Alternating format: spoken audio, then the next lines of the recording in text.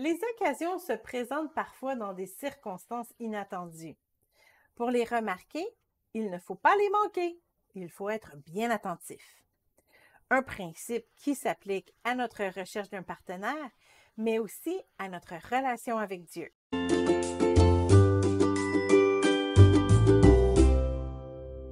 Lorsque nous désirons nous marier, il est bien sûr important de faire quelques démarches pour trouver la perle rare. Après tout, la Bible dit « Celui qui trouve une femme trouve le bonheur ».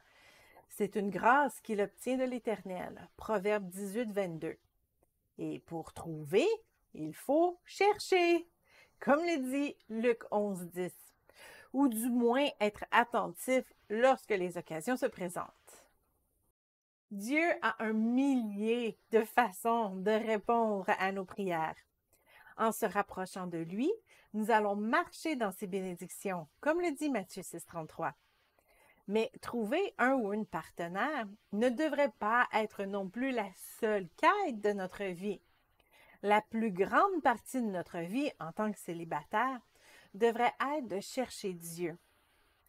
Or, je voudrais que vous fussiez sans inquiétude. Celui qui n'est pas marié s'inquiète des choses du Seigneur, les moyens de plaire au Seigneur. 1 Corinthiens 7, 32. Le verset Ésaïe 40, 31 nous donne une bonne image de l'attitude que nous devrions avoir. Mais ceux qui se confient en l'Éternel renouvellent leur force. Ils prennent le vol comme les aigles. Ils courent et ne se lassent point. Ils marchent et ne se fatiguent point. Le mot hébreu traduit ici dans la Louis II par le mot confier est kava. Et il n'est peut-être pas la meilleure traduction de ce mot. La version Darby traduit kava par s'attendre, ce qui est déjà beaucoup mieux. En fait, ce que le prophète semble vouloir dire ici est que lorsque nous restons attentifs et en attente d'une parole ou d'une direction de l'Éternel, nous sommes dans le repos. Nous pouvons être très occupés à servir Dieu et ça ne nous fatiguera pas.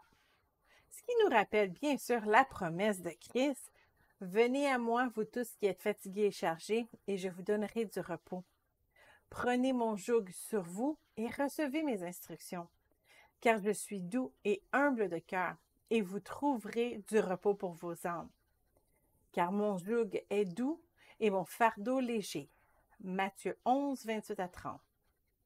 Si nous sommes épuisés à faire de bonnes œuvres, ou si nous sommes épuisés à chercher un ou une partenaire, c'est peut-être parce que nous ne sommes pas au bon endroit, ou que ce que nous faisons n'est pas ce que Dieu désire.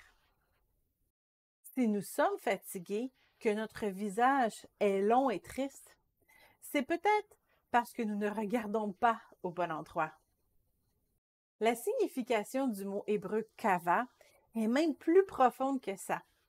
Lorsqu'il est écrit que nous devons attendre, on parle ici de l'attente d'un serviteur devant son maître, alors qu'il attend ses consignes.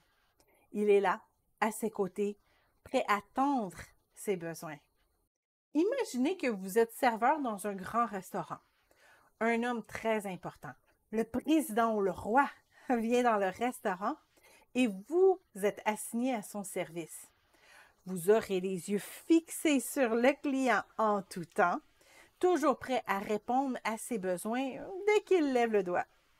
Vous serez à l'affût et prêt à réagir. C'est un peu l'attitude que nous devrions avoir devant le Seigneur. Au lieu de courir à droite et à gauche pour faire plein de choses, Dieu veut que nous soyons à ses côtés, prêts à agir lorsqu'il nous le demande ou à être en repos s'il n'a rien à demander. Il désire notre pleine attention, sans distraction, sans autre préoccupation, comme le dit Matthieu 13, 22. Et pour faire ça, il n'y a rien de mieux qu'une personne célibataire, comme le dit Paul dans 1 Corinthiens 7, 32. Les célibataires devraient être les chrétiens les plus en feu dans le royaume de Dieu. Ils devraient être les mieux connectés sur le cœur de Dieu. Et si nous développons cette oreille attentive à l'Esprit de Dieu pendant notre célibat, nous serons aussi beaucoup mieux préparés à avoir une oreille attentive à notre futur partenaire. Le célibat est la saison de notre vie où nous allons expérimenter la plus profonde relation avec Dieu, l'intimité la plus intense avec notre Créateur. Alors profitons-en! Nous serons du même coup des gens beaucoup plus en paix et nous serons bien reposés.